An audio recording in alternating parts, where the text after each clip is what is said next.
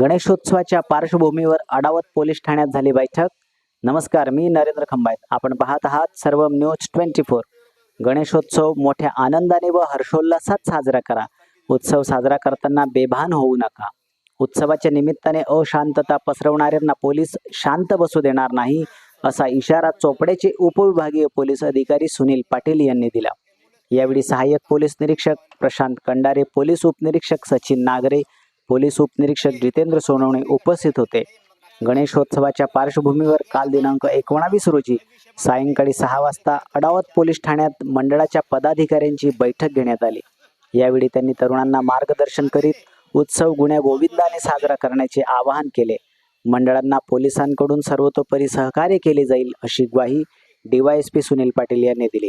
तसेच सहाय्यक पोलीस निरीक्षक प्रशांत कंडारे यांनी उत्सवातून चांगली कामगिरी करणाऱ्या मंडळांचा अडावत पोलीस ठाण्याच्या वतीने पुरस्कार देऊन सन्मानित करणार असल्याचे सांगितले.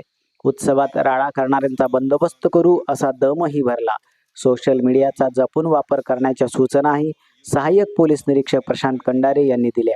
यावेळी बैठकीस गोपनीय शाखेचे शेषराव तोरे, भरत नाईक, विनोद धनगर, प्रदीप पाटील, जयदीप राजपूत यांसह मंडळाचे पदाधिकारी व कार्यकर्ते मोठ्या संख्येने उपस्थित होते. पाहत रहा सर्व न्यूज 24.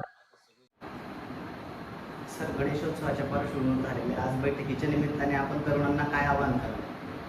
गणपती उत्सव 2026 या निमित्ताने आज अडावत पोलीस स्टेशनमध्ये अडावत आणि सगळे ग्रामीण भागातील गणेशोत्सव मंडळांचे अध्यक्ष सदस्य यांची बैठक घेण्यात आली. बैठकीचा उद्देश होता की गणपती उत्सव हा शांततेत आनंदाने साजरा व्हावा, कुठल्याही कायद्यात आणि सुव्यवस्थेचा प्रश्न निर्माण होऊ नये आणि गणपती मंडळांच्या काही समस्या आहेत त्या जाणून आम्हाला घ्यायच्या होत्या किंवा आमच्या ज्या काही सूचना आहेत गणपती मंडळांना द्यावायच्या होत्या. सगळ्या गणपती मंडळांनी आपल्या सूचना सांगितल्या, आम्ही त्यांना सूचना दिलेल्या आहेत.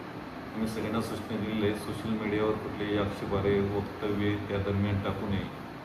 कुठली जात, धर्म, व्यक्ती याच्या विरुद्ध कुठले देखावे किंवा आक्षेपार्ह गाणे हे वाजवू नयेत आणि जी मिरवणूक आहे मिरवणूक पण शांततेत काढावी. तसं आगमनाचं जे गणपतींचं आगमन होतं ते सुद्धा शांततेत झालं पाहिजे. ते लॉ अँड ऑर्डरचा प्रश्न उद्भवणार नाही यासाठी संबंधित सगळ्यांनी काळजी घ्यायची. तसंच स्वयंसेवक यांनी गणपती मंडळाजवळ गणपतीजवळ आपण थांबायचं दिवसा रात्री. पोलीससुद्धा त्या दृष्टीने तयारी केलेली आहे. पोलिसांनी रोडची पाहणी केलेली आहे, बंदोबस्तची आखणी केलेली आहे. म्हणून सगळ्या जनतेने सगळ्या कार्यकर्त्यांनी सहकार्य केलं तर आम्ही गणपती उत्सव अत्यंत आनंदाने आणि उत्सवाने साजरा करू शकतो आणि त्यावेळेस कुठलीही कायदा सुव्यवस्थेचा प्रश्न निर्माण होणार नाही याबाबत आम्ही खबरदारी बाळगून आहोत.